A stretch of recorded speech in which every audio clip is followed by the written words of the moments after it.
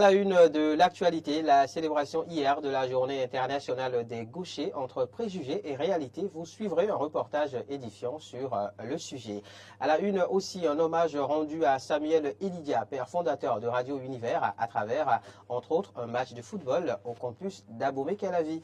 Puis sur le continent, le Soudan est confronté à un risque d'épidémie en raison des conflits qui déchirent le pays.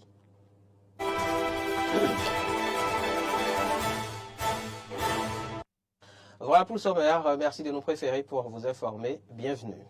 Demain, mardi 15 août, les chrétiens du monde entier célébreront l'Assomption, donc la montée de la Vierge Marie au ciel. À Savalou, au Bénin, on célébrera la fête de l'Igname. Et dans ce cadre, justement, depuis ce matin, se déroule à la place Maman Gari la cérémonie traditionnelle de consultation du Fa et le rituel de l'Igname. C'est en présence du roi de Savalou, Dada Ganfon Bagidi 15.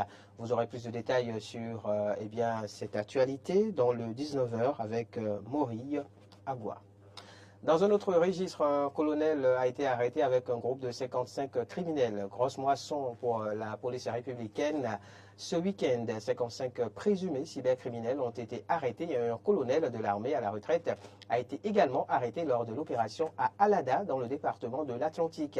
L'opération a été menée lors d'une manifestation non loin du complexe Nourrissen en face du sanctuaire marial. 5 véhicules de luxe, 50 téléphones portables dont 42 Android et 4 chichas ont été saisis. Ces présumés criminels ont été conduits au commissariat et seront présentés au procureur de la République près la Cour de répression des infractions économiques et du terrorisme Criette. Le colonel arrêté lors de l'opération, selon le potentiel, est relâché et placé sous convocation. Je ne vous mentirai pas, c'est le titre du nouvel ouvrage désormais disponible sur le marché du livre. Son auteur a nom parfait Kofi Gohon. C'est un notaire de la place qui a servi de cadre au lancement en présence de parents, collègues et amis invités pour la circonstance. Arthur Rindeau nous fait le point.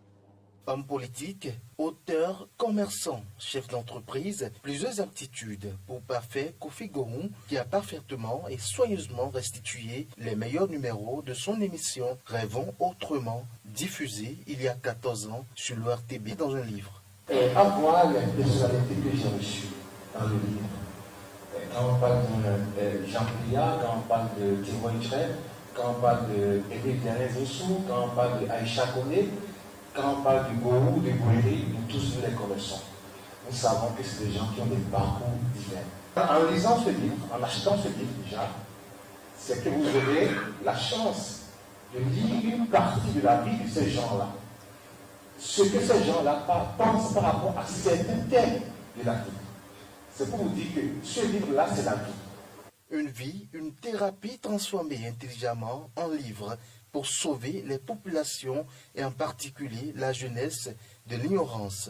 Je ne vous mentirai pas, c'est aussi le parcours de l'auteur, ses expériences et son savoir-faire. Je ne vous mentirai pas pourquoi, parce que il a voulu nous décliner son parcours d'être humain, son parcours d'entrepreneur, son parcours de penseur.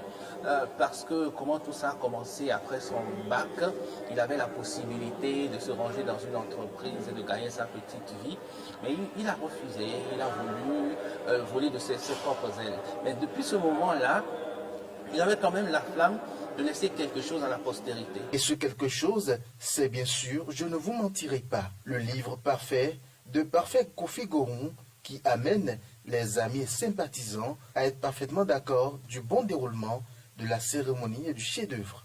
J'ai hésité un moment, mais finalement j'ai validé cette activité dans mon agenda du jour et je ne regrette pas du tout parce que c'est une très belle cérémonie qui a réuni de très très bonnes personnes. Je vais demander à toute cette assemblée de motiver cette sortie. Je ne vous mentirai pas. Parce que M. Parfait Gohon est quelqu'un de vrai, quelqu'un d'honnête et je pense que la relève doit être assurée. Ce bouquin doit être lu par les plus jeunes afin de commencer à apprendre. Très belle impression. Parfait, c'est un frère, c'est un ami. Nous savions, avant d'être ici même ce soir, que c'est quelqu'un qui sait bien faire les choses. Et nous avons eu une fois encore raison ce soir. Nous ne nous sommes pas trompés. Très bon livre, très belle organisation, tout était parfait. Il est aussi important de rappeler que le credo de l'auteur, Parfait Kofi Goron, s'articule autour du bien-être mental et physique des populations, un combat qu'il mène déjà depuis plusieurs années.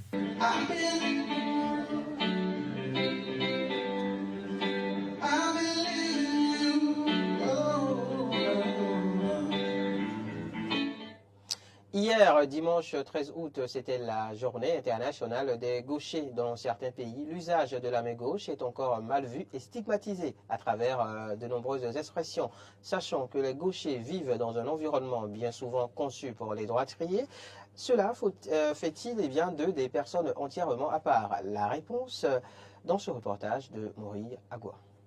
Je peux tout faire avec la main gauche. Jouer, manger, faire du sport. Tout ce qu'un droitier peut faire, je le fais avec la gauche. Credo est le seul d'une fratrie de 4 enfants à être gaucher.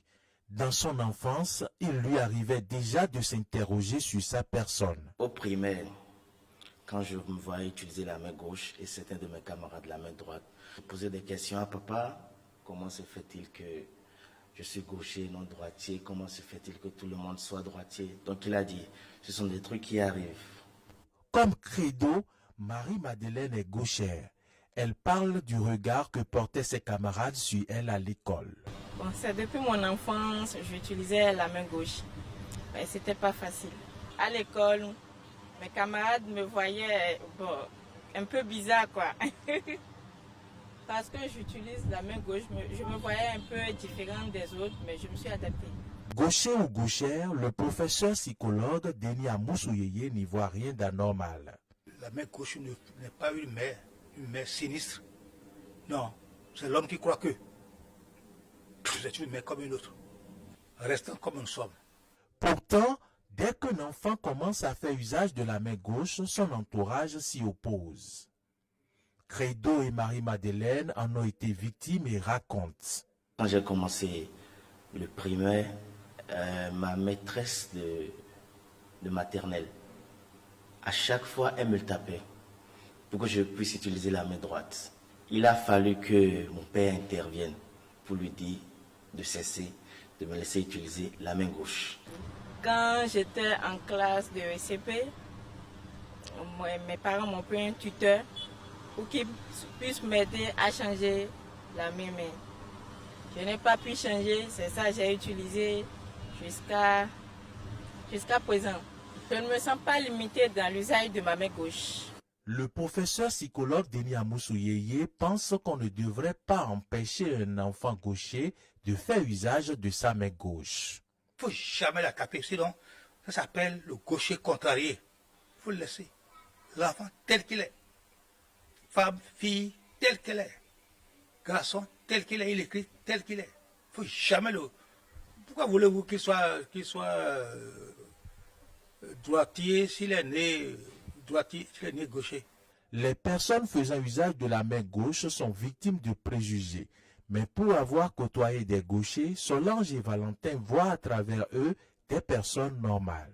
Je pense qu'ils sont super doués, très intelligents. Je suis vraiment intéressée quand je vois les gauchers faire des choses avec la même gauche, ce que moi je ne peux pas faire. Ça m'étonne. Je vois que ça sort de l'extraordinaire. Comment je vois quelqu'un qui utilise la main gauche, qui écrit bien, qui fait tout bien avec ça.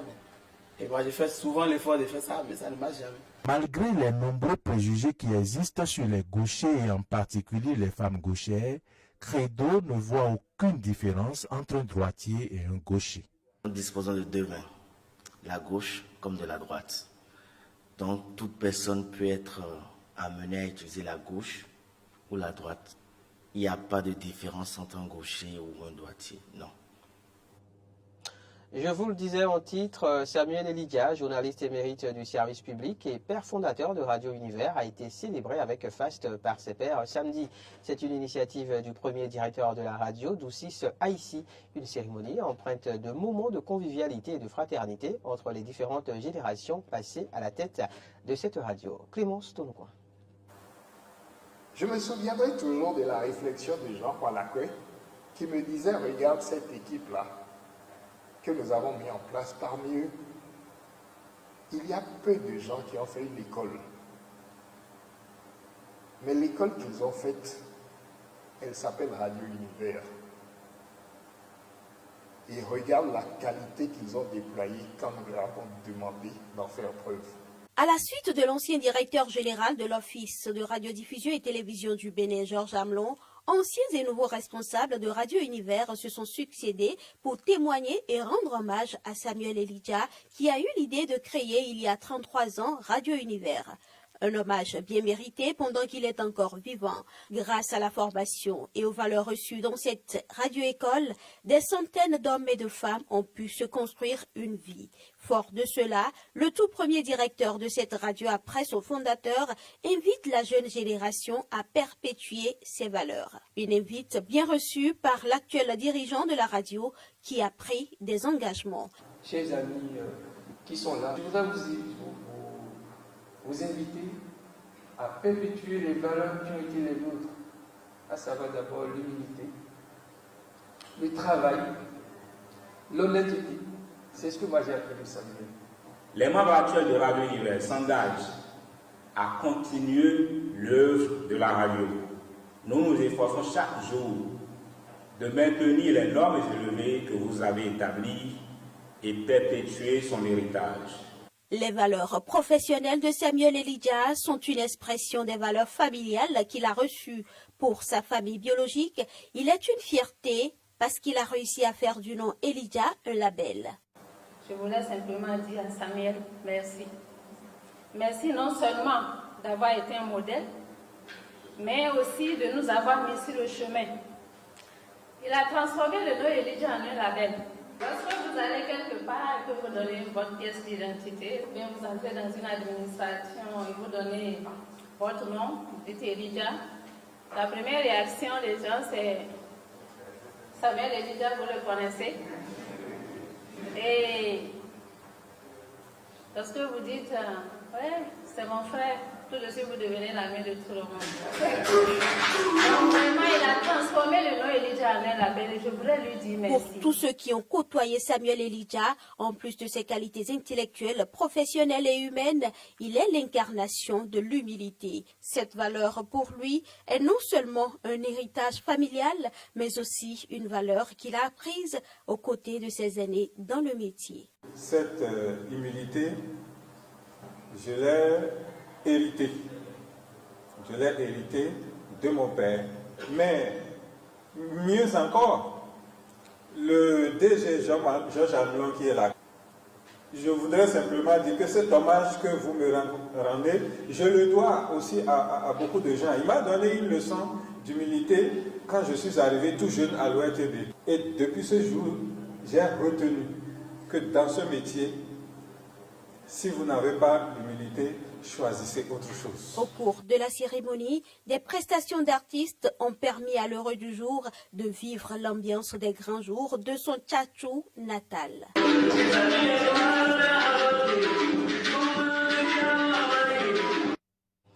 Et toujours dans le cadre de cette célébration, plusieurs activités ont été menées au rang desquelles un match de football qui s'est tenu au campus d'Abomey-Calavi en fin de semaine dernière. Reportage Frédéric Espoir, Roumabou. Un match de football entre les anciens étudiants passés par Radio Univers et les étudiants animant la dite radio actuellement. L'événement célèbre le père de Radio Univers, Samuel Elijah. En ce moment, sur le terrain à côté du bâtiment Kadhafi, où les anciens membres de Radio Univers affrontent dans le football ceux qui sont là aujourd'hui, qui gèrent, qui continuent de garder le flambeau de Radio Univers. Nous sommes en train de jouer. Emilienne Elijah est la sœur de Samuel. Elle rend ici témoignage de l'homme à qui les honneurs du jour sont rendus. Je suis très ravie vraiment de cette célébration parce que Samuel a été toujours un homme de long et quand sa soeur, j'ai toujours vu comment l'homme s'est sacrifié au travail. si tu vas parler de Samuel, je vais dire c'est un intel, c'est un passionné, c'est surtout même un. Pour la circonstance, les jeunes sont habillés en bleu-blanc, pendant que leurs aînés arboraient des maillots verts et blancs. La rencontre fut plaisante, avec des passes précises, de bonne conduite de balle, des dribbles, frappes et des buts qui étaient au rendez-vous. Et aux côtés des Verts, l'homme à qui les hommages du jour sont rendus, Samuel Eliga. Il portait un dossard numéro 30, à l'image de Lionel Messi au PSG. Un peu comme s'il était le Messi des célébrants, avec toujours de la modestie dans ses mots. C'est une fierté de savoir que la communauté entière reconnaît que ce que nous avons eu à initier il y a plus de 30 ans est profitable à la nation, à la communauté, et qu'il est temps de quand même le reconnaître. Avec cette célébration, je crois que c'est Radio Univers qui est célébré. Ce n'est pas Samuel Eliga qui est célébré, mais plutôt Radio Univers et tout ce qu'il y a autour. Si pendant la première partie, les jeunes pensaient avoir pris de l'avance avec 1-0 au compteur, ils seront rattrapés et battus à la fin du temps réglementaire par les anciens. Une victoire qui interrompt notre interview avec Tanguy Agoy. Il est parti de rien du tout. Je peux célébrer mon but là? Bravo. Comment je veux dire? On est en train de gagner là, ça c'est important. La petite la croyait quoi? Qu'on est bien? Il revient après nous parler de l'effet que lui fait une pareille célébration. Le premier intérêt, c'est déjà, comme vous l'aviez dit, de célébrer quelqu'un de son vivant. Nous n'en avons pas pris l'habitude. L'autre intérêt que cela revêt, à mon sens, c'est de nous aider à nous retrouver comme ça. Nous qui avons fait, à un moment donné, la radio, de retrouver certains visages qui sont restés dans la presse ou qui sont partis faire autre chose. Et je suis vraiment ravi de remarquer qu'il y a une joie qui est partagée et surtout qu'il y a une relève qui est toujours assurée. Des hommages rendus à Samuel Eliga de son vivant. Une initiative qui doit faire école pour réchauffer le cœur des célébrés, mieux que les célébrations à titre posthume auxquelles nous sommes souvent habitués. Et pour finir, l'actualité internationale sur le continent, le Soudan est confronté à un risque d'épidémie, le système de santé du pays étant sur le point de s'effondrer en raison du conflit armé qui déchire le pays depuis le mois d'avril. Rendez-vous dans notre édition de 19h pour plus de détails par rapport à ce sujet. Merci pour l'attention. Bonne suite de programme sur nos antennes.